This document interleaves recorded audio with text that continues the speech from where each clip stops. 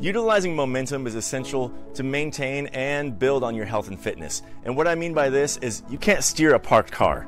You have to get the car going to steer it in different directions. Now in this video, I'm going to give you 4 tips to build your momentum, to snowball, and to stay on track to get a healthier and happier you.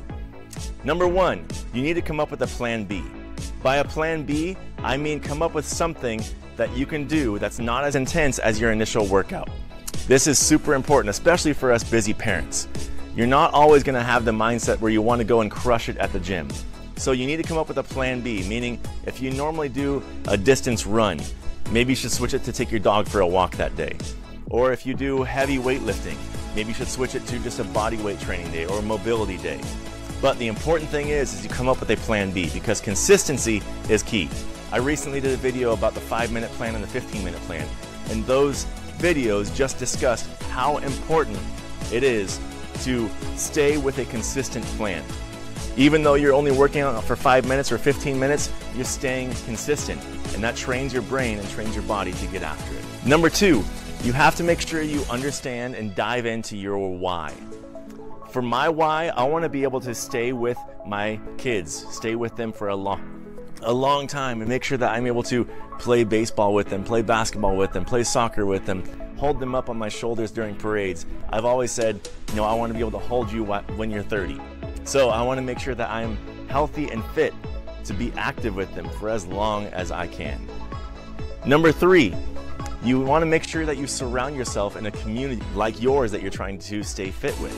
Okay, maybe your friends and family aren't into the fitness community. You need to find one person at least. It could be a coach, it could be someone at your work, but share stories, share what you're doing for your workouts, and then build on that, and that community will grow. And then the important part is you'll be held accountable. You'll say, what'd you do this week for your training?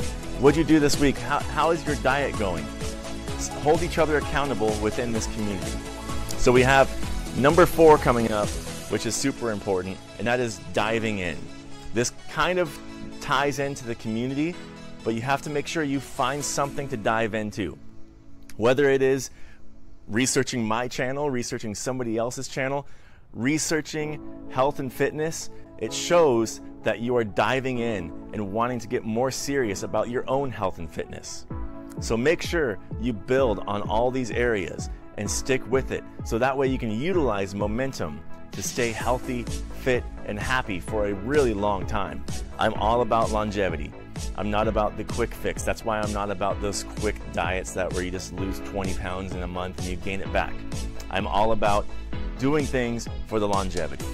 So make sure you come up with a plan B, you find out what your why is and you stick with it. You surround yourself in a community of health and fitness. And you make sure that you dive in. You understand what you're getting into. If you have questions about health and fitness, let me know. I'd love to help you out.